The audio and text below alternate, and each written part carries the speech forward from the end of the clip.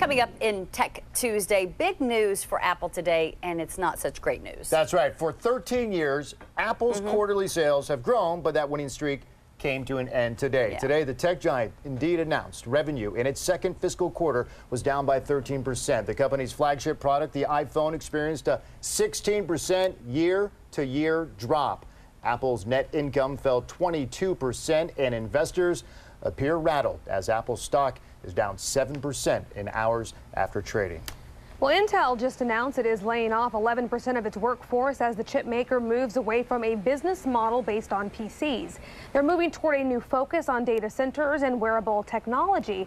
It's not the only major tech company to announce broad job cuts. Yahoo is in the process of splitting up the company and selling off a significant portion. Even Autodesk, a leader in the software space, recently announced it is slashing 10% of its workforce. So what is happening to the tech industry? To help us answer that very question, Mitchell Marks, professor at SF State University School of Business and also an author of multiple books on business and business management, is with us now. Mitchell, thanks for being here with us.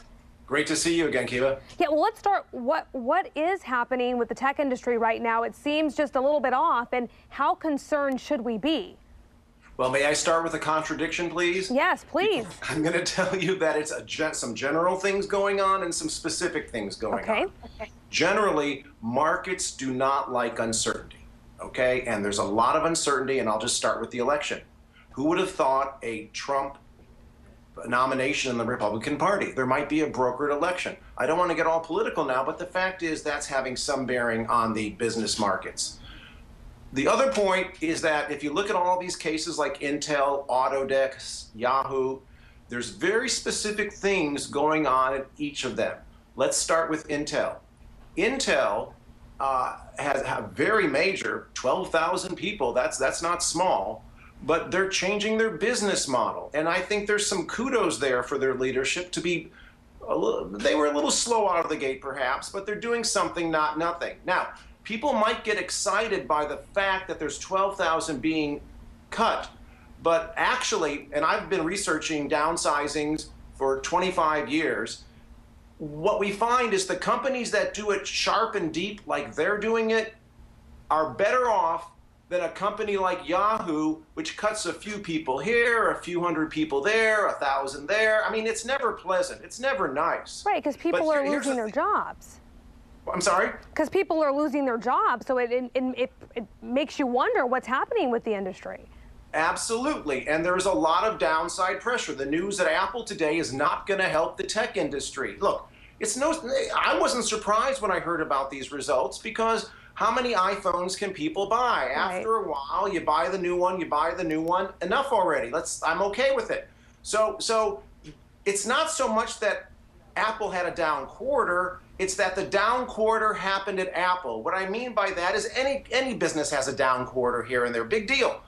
At Apple, it's Apple, and Apple's supposed to be immune to this, which of course they're not. Okay, Mitchell, let me jump in here. So then how concerned should we be? It sounds like maybe not too concerned, and is this what they love to call, you analysts love to call, a tech correction?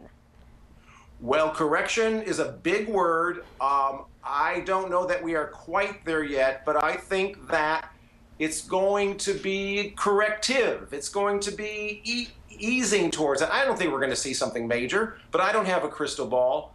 I think what's important is that looking at this from a human element, some companies are doing this in a manner that is respectful to employees, and some companies are doing it in a disrespectful way. What's also important to consider, and this is what's going on at Autodesk, is there's investors, what's called an activist investor, that want to force the companies into doing things like downsizings, and they aren't downsizing necessarily because that's what the economic model suggests. They're doing it to appease Wall Street, and that's where the problems come in. Okay, well, if we take a couple of steps back then, Mitchell, and look at this bigger picture, will these layoffs in the tech industry have a further impact on the economy as a whole? Even news like Apple, will that have a further impact? Well, it doesn't help, of course.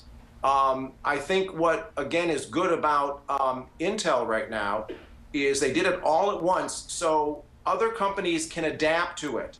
The other thing that we don't talk about much is the surviving employees. This is going to sound a little odd, but we don't want to look at the victims of downsizing because they get on with their lives. It's the people at Yahoo who see every week someone else gets lost, their job gets cut, not because they were a bad performer, but their job gets cut because of no problem of their own. They just happen to be in a bad economy.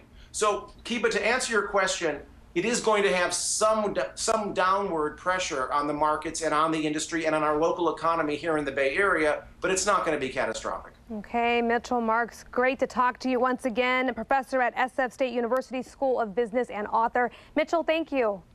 Thank you. Have a good afternoon. You too.